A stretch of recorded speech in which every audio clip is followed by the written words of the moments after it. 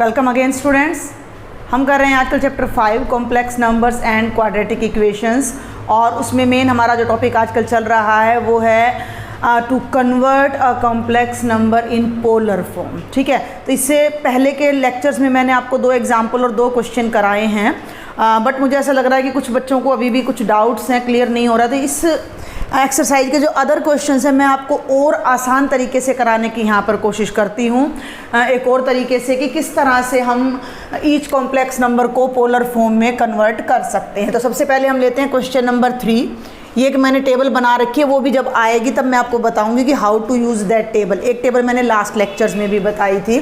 तो हम ले लेते हैं कि let z is equal to the complex number, let z is equal to the given complex number 1 minus iota, और इसे मैं ले लेती हूँ a प्लस आयोटा b के इक्वल।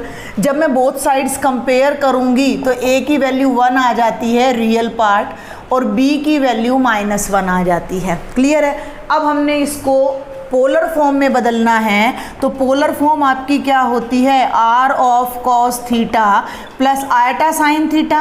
r क्या होता है, r is the modulus of z, और थीटा आपका क्या होता है, प्रिंसिपल आर्ग्यूमेंट, जिसे हम tangent inverse b by a से निकालते हैं। इन सब को अभी हम डिस्कस करेंगे। तो सबसे पहले हम r फाइंड करते हैं डायरेक्ट। r हमारा हो गया मॉडुलस ऑफ z, ठीक है भाई, यानी कि a square plus b square का अंडर रूट। a कितना है भाई, 1 का स्क्वेयर, b कितना है, -1 का स्क्वेयर। तो r की वैल्यू कितनी आ जाएगी, 1 का स्क्वेयर भी 1 और -1 का स्क्वेयर भी 1, तो ये आ जाएगा √2। r की वैल्यू आ गई। अब मेन प्रॉब्लम जहाँ बच्चों को आती है वो आती है थीटा, यानी कि आर्ग्यूमेंट को निकालने के लिए। तो यहाँ अब आपने एक टेक्निक लगानी है, एक तरीका लगाना है कि हम एक एंगल अल्फा निकालते हैं। ठीक है, उससे सबसे पहले तो आपने ये ध्यान रखना है कि भाई आपका ये कौन से क्वाड्रेंट में पड़ रहा है। तो a पॉजिटिव है, b नेगेटिव है। तो a पॉजिटिव है, b नेगेटिव है, तो ये 4th क्वाड्रेंट में है। ये मैं लास्ट लेक्चर्स में भी आपको बता चुकी हूँ। तो हम क्या ले लेते हैं कि let theta be the principal जरूर लिखिएगा, let theta be the principal argument of z। ठीक है, अब देखो थीटा उस तरीके से भी निकल सकता है जो मैंने पहले बताया, लेकिन उसमें ना आपको ट्रिग्नोमेट्रिक आइडेंटिटीज़ यूज़ करनी पड़ेंगी। क्लियर है, आपको ये ध्यान रखना पड़ेगा कौन से क्वाड्रेंट में, उसके अकॉर्डिंग आपको आइडेंटिटी यूज़ करनी पड़ेगी। तो वो बहुत बच्चों को समझ नहीं आएगी, वो बात जिनकी थोड़ी ट्रिग्नोमेट्री वीक है उन्हें भी प्रॉब्लम होगी। तो यहाँ थीटा से पहले हम क्या करते हैं, हम फाइंड करते हैं टेंजेंट अल्फा। ठीक है, अल्फा कि अल्फ़ा कौन सा एंगल है, अल्फ़ा कैसे निकालें। अल्फ़ा हम निकालेंगे imaginary part of z by real part of z के मॉडुलस से। इस स्टेप को आपने बड़े ध्यान से समझना है, यानी हमने ले लेना है b बाय a का मॉडुलस। आप मेरी बात को ध्यान से समझो। ये हमारा कॉम्प्लेक्स नंबर था, हमने a छांट लिया, हमने b छांट लिया, हमने r यानी कि a square plus b square का अंडर रूट ले लिया, और मैं ये हमारा जो है मॉडुलस आ गया। क्लियर है यहाँ तक हमारा, भाई हमारा ये मॉडुलस आ गया, तो एक वैल्यू तो हमें ये यहाँ पर मिल जाती है। Got it. अब हम बात करते हैं थीटा की। तो थीटा से पहले आपने क्या करना है कि ये जो साइन है ना, ये हमें तंग करते हैं, और मॉडुलस लगाने के बाद ये सब पॉजिटिव हो जाएगा, और पॉजिटिव के लिए एंगल आप इजीली फाइंड कर सकते हो। कैसे, अब ये देखो, इसको आप लिख सकते हो -1/1 का मॉडुलस, ये ऐसे अभी -1/1 का मॉडुलस। तो बेटा जी टेंजेंट अल्फा कितना आ गया, -1 का मॉडुलस यानी 1। अब टेंजेंट अल्फा 1 है, तो टेंजेंट की वैल्यू 1 कितने डिग्री पे होती है ये हम सबको पता है, 45 पे। तो अल्फा की वैल्यू आ जाती है 45 डिग्री। यहाँ तक आपको कोई दिक्कत नहीं होनी चाहिए। अल्फा हमने एक एंगल ले लिया, ठीक है, और टेंजेंट अल्फा क्या है, imaginary part of z by real part of z। Alpha हम कैसे ले रहे हैं कि हम उस कॉम्प्लेक्स नंबर को फर्स्ट क्वाड्रेंट में सपोज करते हुए, और वो जो एक्स एक्सिस के साथ एंगल बनाता है उसे हम अल्फा ले रहे हैं, without considering these signs. Plus को माइनस को छोड़ के हमने डायरेक्ट उसको यहाँ ले लिया। बाद में फिर क्वाड्रेंट वाइज हम उसको देखते हैं कि वो कहाँ पड़ता है। तो कुछ भी नहीं किया हमने, टेंजेंट अल्फा क्या लिया, b/a का मॉडुलस, यानी पॉजिटिव वैल्यू आ गई, इससे अल्फा की वैल्यू आ गई π/4। अब आपको यहाँ ध्यान देना है थीटा निकालने के लिए, थीटा और अल्फा में फ़र्क है, theta is the principal value. तो अब आपका जो ये कॉम्प्लेक्स नंबर है इसमें a पॉजिटिव है b नेगेटिव है, a पॉजिटिव है b नेगेटिव है, तो ये हमारे फोर्थ क्वाड्रेंट में पड़ रहा है। तो मैंने आपको बताया था कि फोर्थ क्वाड्रेंट में एंगल हम ऐसे लेंगे उल्टा, यानी 0 से बड़ा और -90, 0 से -90, यानी -90 से 0 के बीच आपका आंसर आना चाहिए। अगर आप इस तरीके से समझ सकते हो तो बहुत बढ़िया है, वरना आपने ये टेबल याद रखनी है। कैसे याद रखनी है, अल्फ़ा निकाल लिया, अल्फ़ा निकालने के बाद अगर आपका नंबर फर्स्ट क्वाड्रेंट में है तो वो अल्फ़ा ही आपकी प्रिंसिपल वैल्यू हो जाएगी। अगर आपका कॉम्प्लेक्स नंबर सेकंड क्वाड्रेंट में है तो पाई माइनस अल्फ़ा आपकी प्रिंसिपल वैल्यू होगी। अगर आपका कॉम्प्लेक्स नंबर थर्ड क्वाड्रेंट में है, यानी ए नेगेटिव है बी नेगेटिव है, तो पाई माइनस अल्फ़ा का भी नेगेटिव कर देना, ये आपका प्रिंसिपल आर्गुमेंट आएगा। और अगर आपका कॉम्प्लेक्स नंबर फोर्थ क्वाड्रेंट में है तो जो प्रिंसिपल वैल्यू बनेगी वो माइनस ऑफ अल्फ़ा बनेगी। तो यहाँ अब आपने यहाँ लिखना है कि because Z lies in fourth quadrant, Z lies in fourth quadrant, तो जो थीटा की वैल्यू है, जो हमारा प्रिंसिपल आर्ग्यूमेंट है, वो क्या हो जाएगा, माइनस अल्फ़ा। अल्फ़ा की वैल्यू कितनी आ रही है 45, तो थीटा की वैल्यू कितनी आ जाएगी -45। ये मेथड आपको कंपैरेटिवली बहुत इजी लगेगा अगर आप ये टेबल समझ लेते हो। अब ये देखो r आ गया और थीटा आ गया, बच क्या गया, इसको हमने केवल उसमें कन्वर्ट करना है पोलर फॉर्म में। तो हम यहाँ क्या लिख देते हैं कि पोलर फॉर्म ऑफ जेड, हाँ, पोलर फॉर्म ऑफ जेड, तो जेड क्या हो जाएगा, r into cos theta plus iota sine theta. तो जेड इज इक्वल टू, भाई r का क्या मतलब है √2, और ये क्या मतलब है cos of -45 plus iota sine of -45, और ये आपका आंसर आ जाएगा। लास्ट लेक्चर में भी मैंने आपको बताया था कि आपको इन एंगल्स के लिए इसको सॉल्व नहीं करना है, क्योंकि अगर आप यहाँ कोस -45 साइन -45 की वैल्यू रख दोगे तो आपका जो कॉम्प्लेक्स नंबर है वो फिर से वही आ जाएगा।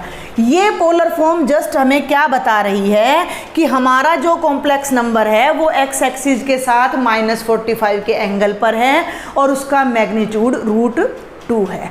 आई थिंक ये मेथड आपको समझ आया होगा। मैं जल्दी से एक बार फिर रिपीट करती हूँ, फिर हम ये बाकी के सभी क्वेश्चंस अटेम्प्ट करेंगे।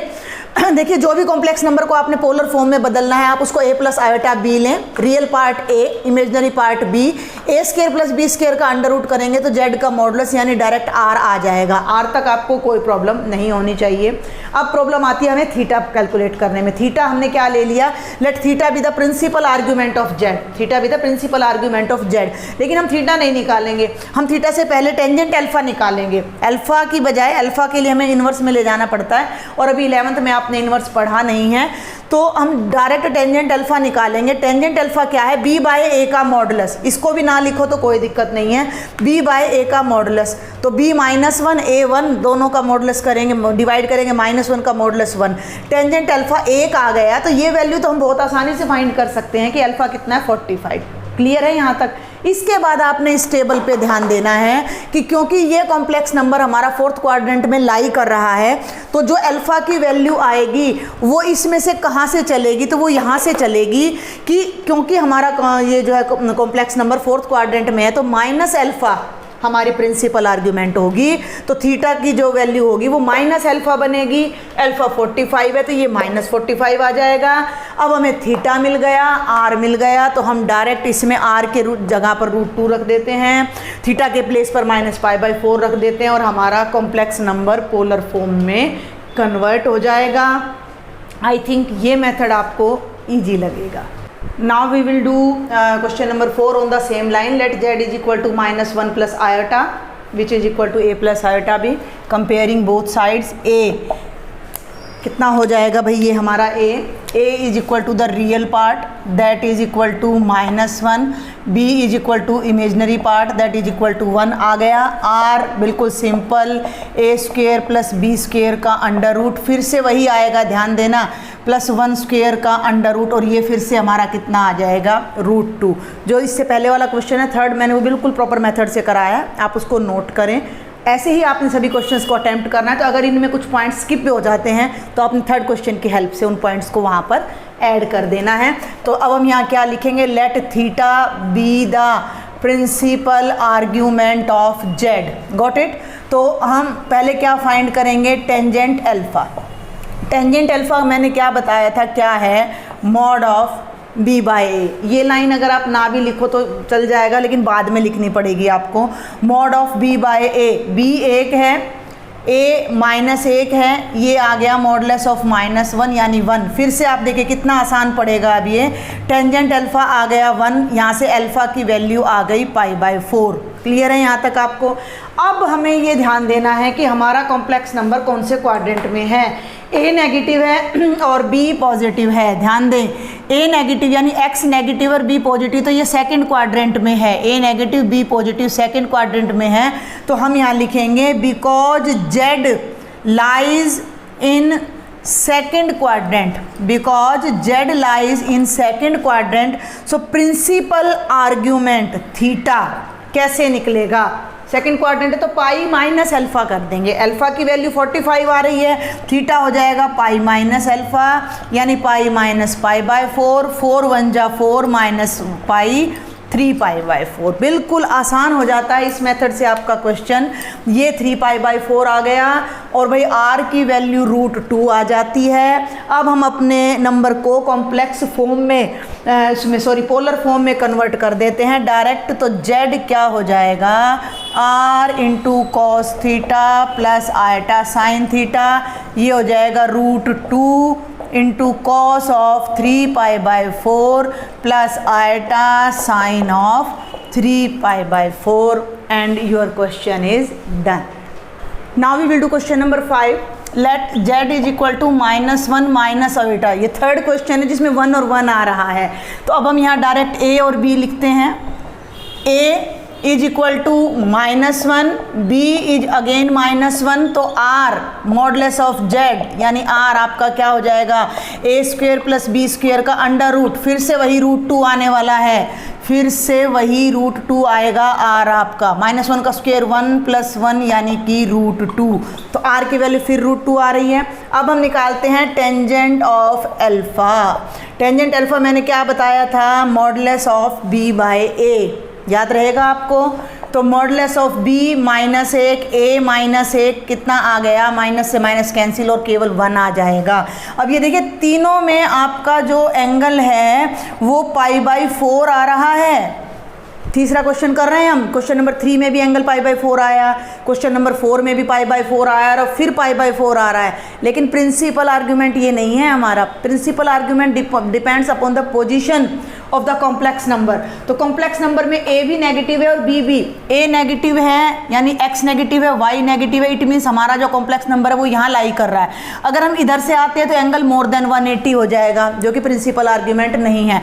अगर हम इधर से जाते हैं तो हमारा एंगल -90 से बड़ा और -π से छोटा होगा। Got it. अब हमने करना क्या है, हमने अपनी इस टेबल को रेफर करना है कि दोनों नेगेटिव हैं। तो क्वाड्रेंट कौन सा है, थर्ड है। तो थर्ड क्वाड्रेंट है तो जो हमारी प्रिंसिपल वैल्यू निकलेगी वो पाई माइनस अल्फा का नेगेटिव हो जाएगी। तो हम यहाँ लिखेंगे प्रिंसिपल आर्ग्यूमेंट या एम्पलीट्यूड, कुछ भी लिख लीजिए, of z is equal to theta, और वो हो जाएगा minus of pi minus alpha. Clear. तो भाई माइनस तो बाहर आ जाएगा, पाई माइनस अल्फा कितना है, π/4। यहाँ आपको कोई प्रॉब्लम नहीं आएगी क्योंकि 0 से 90 के बीच ही रहेगा ये एंगल। ये बन जाएगा 3π/4 और ये हो जाएगा माइनस ऑफ 3π/4। ये थीटा आ गया, ये r आ गया, और आपकी जो कॉम्प्लेक्स नंबर की पोलर फॉर्म बनेगी वो बन जाएगी √2 बाहर, cos of -3π/4 plus iota sine of -3π/4। This is the polar form of this complex number. Next is question number 6। देखो क्वेश्चन नंबर 6 अगर आप ध्यान से देखो तो it is purely real number and negative. Last lecture में मैंने आपको बताया था कि अगर कोई कॉम्प्लेक्स नंबर प्योरली रियल है और नेगेटिव है तो वो यहाँ लाई करेगा, तो जो आपका एंगल आएगा वो पाई के इक्वल आएगा, जो आपका प्रिंसिपल आर्ग्यूमेंट है। लेकिन फिर भी हम इसे अपने प्रॉपर तरीके से सॉल्व करेंगे। z is equal to -3 + 0 iota, क्योंकि आयोटा वाला पार्ट तो है नहीं तो हमें यहाँ 0 लगाना पड़ेगा। a आपका -3, b कितना हो गया 0, z का मॉडुलस यानी r आपका कितना हो गया a² + b² का under root, it will be 9 + 0 root यानी 9 रूट यानी कि 3, तो r की वैल्यू आपकी आ जाती है 3। Now we will find tangent alpha that is equal to modulus of b by a means 0 by -3 का मॉडुलस यानी कि 0। अब यहाँ ध्यान देना है टेंजेंट अल्फा 0 है तो कितने डिग्री पर 0 होता है, 0 पर होता है, तो अल्फ़ा हमारा 0 डिग्री ही आ जाएगा, रेडियन में भी 0 आ जाएगा। लेकिन हमारा आंसर 0 नहीं होगा। क्यों नहीं होगा? क्योंकि हमने ये ध्यान रखना है कि हमारा जो कॉम्प्लेक्स नंबर है वो किस क्वाड्रेंट में लाई कर रहा है या किस जगह लाई कर रहा है। तो अगर आप थोड़ा सा ध्यान दो तो -3 0 यहाँ आएगा, तो ये हमारा असल में क्या हो जाता है सेकंड क्वाड्रेंट या एक्स एक्सिस पर। ठीक है, तो सेकंड a नेगेटिव है और b > 0 है, तो देखो वैसे तो ये लगता नहीं है यहाँ पर। क्लियर है? डायरेक्ट भी मैंने आपको बताया था कि पाई देखो यहाँ हम लगा सकते हैं टेंजेंट, दोनों तरीके से मैं बता देती हूँ आपको। टेंजेंट अल्फ़ा आ गया 0 तो आप इसे लिख सकते हो टेंजेंट 0, और फिर आप इसे लिख सकते हो ट्रिग्नोमेट्री लगाकर टेंजेंट ऑफ पाई -0, तो अल्फ़ा की वैल्यू पाई आ जाएगी। एक तरीका तो है ये, अदरवाइज फिर आप इसी को रेफ़र करें, आपको मुश्किल नहीं रहेगा, ये आसान लगेगा। तो यहाँ हम लिख देते हैं because it lies in second quadrant, it lies in the second quadrant, तो जो प्रिंसिपल वैल्यू आएगी थीटा वो क्या हो जाएगी पाई -अल्फ़ा यानी कि पाई -0, तो थीटा की वैल्यू आ जाती है पाई, आर की वैल्यू आ जाती है 3, तो जो कॉम्प्लेक्स नंबर की पोलर फॉर्म बनेगी वो बनेगी 3 times of cos pi plus iota sine pi. Next is question number 7 बेटा। The statement is z is equal to √3 + iota. हम इसे कंपेयर कर लेते हैं a + b आयोटा से, तो a आपका √3 है, b आपका 1 आ रहा है, तो जो आपका z का मॉडुलस है यानी r है वो हो जाएगा a² + b² का अंडर रूट। भाई √3 का स्क्वेयर प्लस 1 के स्क्वेयर का अंडर रूट यानी कि 3 + 1 का अंडर रूट यानी कि 4 का under root means it is equal to 2। बिल्कुल आसान। टेंजेंट अल्फ़ा फाइंड कर लीजिए। टेंजेंट अल्फ़ा आपका क्या होगा modulus of b by a, b 1 है, a आपका √3 है, मॉडुलस लोगे तो पॉजिटिव है 1/√3। टेंजेंट अल्फ़ा 1/√3 यानी अल्फ़ा कितने डिग्री का एंगल है, इट इज़ ऑफ 30 डिग्री, तो अल्फ़ा की वैल्यू आ जाएगी π/6 जो कि 30 डिग्री है। एंड यू कैन सी कि a भी पॉजिटिव है, b भी पॉजिटिव है।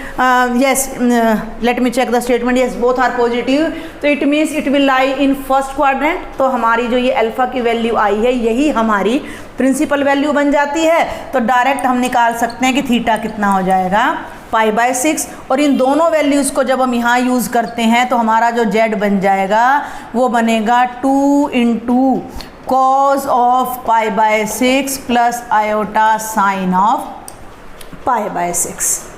And this is the last question of exercise 5.2। z is equal to iota purely imaginary number means y axis पर लाई करेगा तो एंगल या तो π/2 होगा या -π/2। तो इसको हम लिख लेते हैं 0 + iota. Clear? Real part 0, imaginary part में आयोटा का कोफिशिएंट 1 है, तो a की वैल्यू 0 हो जाती है बेटा और b की वैल्यू 1 हो जाती है, तो r आपका क्या हो जाएगा a² + b² का अंडर रूट यानी 0 + 1 का अंडर रूट यानी 1 आ जाएगा। सॉल्व कर लेना, वेरी इजी। और tangent alpha is equal to modulus of b by a, b 1 है, a 0 है, 1/0 इन्फिनिटी, और टेंजेंट की वैल्यू इन्फिनिटी कितने पर होती है π/2 पर। और दोनों पॉजिटिव में फर्स्ट क्वाड्रेंट है, तो थीटा भी हमारा क्या आ जाएगा, अल्फा के इक्वल आ जाएगा। तो ये हमारी प्रिंसिपल आर्ग्यूमेंट आ गया, ये हमारी आर की वैल्यू आ गई। तो जो हमारा कॉम्प्लेक्स नंबर है जेड, उसे हम लिख सकते हैं 1 into cos pi by 2 plus iota sine pi by 2। 1 को आप छोड़ सकते हो, तो इसको डायरेक्ट भी आप लिख सकते हो पोलर फॉर्म में cos pi by 2 plus iota sine pi by 2। I think ये आपको थोड़ा इजी लगा होगा, तो मैं आपको सजेस्ट करूँगी कि आप इस एक्सरसाइज के जो फर्स्ट 2 क्वेश्चंस हैं और जो 2 एग्जांपल्स मैंने कराए थे उन्हें भी आप इसी सेम मेथड से कर सकते हो। लेकिन इसकी कंडीशन यही है कि ये टेबल आपके माइंड में बिल्कुल क्लियर होनी चाहिए, इसे आप कैसे भी ध्यान रखें वो आपको देखना है। आप जैसे फर्स्ट क्वाड्रेंट है alpha as it is, second है पाई माइनस अल्फ़ा, थर्ड है तो पाई माइनस अल्फ़ा का भी नेगेटिव, और फोर्थ है तो माइनस अल्फ़ा, ठीक है ना। इन दोनों को याद रख लो, अल्फ़ा और minus alpha, pi minus alpha और पाई माइनस अल्फ़ा का नेगेटिव। तो आपका क्वेश्चन बहुत ईजी रहेगा। हम उस कॉम्प्लेक्स नंबर को a प्लस आयोटा बी लेंगे और मैग्नीट्यूड मॉडुलस निकालेंगे, r आ जाएगा। प्रिंसिपल आर्ग्यूमेंट को अगर हम थीटा मानते हैं तो हम पहले थीटा नहीं निकालेंगे, हम टेंजेंट अल्फा की वैल्यू निकालेंगे which is equal to the magnitude of b by a, और उसकी हेल्प से हमें एक एक्यूट एंगल मिलेगा। अब वो प्रिंसिपल वैल्यू है या नहीं ये इस टेबल पे डिपेंड करेगा। अगर हमारा कॉम्प्लेक्स नंबर फर्स्ट क्वाड्रेंट में है तो यही हमारी प्रिंसिपल वैल्यू हो जाएगी। अगर हमारा कॉम्प्लेक्स नंबर सेकंड क्वाड्रेंट में है तो पाई माइनस अल्फ़ा हमारी प्रिंसिपल वैल्यू हो जाएगी। अगर हमारा कॉम्प्लेक्स नंबर थर्ड क्वाड्रेंट में है तो पाई माइनस अल्फ़ा का माइनस हमारी प्रिंसिपल वैल्यू हो जाएगी। और अगर यही कॉम्प्लेक्स नंबर फोर्थ क्वाड्रेंट में है तो माइनस अल्फ़ा हमारा प्रिंसिपल आर्ग्यूमेंट हो जाएगा, क्योंकि यहाँ पर मॉडुलस लगाने से सारा एक्यूट एंगल में कन्वर्ट हो चुका है। तो वहाँ से थीटा निकाल कर r और थीटा आ गया है, इस पोलर फॉर्म में आपने कन्वर्ट करना है, आगे इसको सॉल्व नहीं करना है। तो ये आपकी थी कंप्लीट एक्सरसाइज 5.2। फिर भी अगर आपको इसमें कोई डाउट है आप मुझे कमेंट बॉक्स में लिखें, मेरे व्हाट्सएप ग्रुप को ज्वाइन करो भाई, उसमें आप मुझे अपने डाउट्स लिख सकते हो। अगर मेरे लेक्चर्स आपको पसंद आते हैं please share, subscribe my channel. Thank you.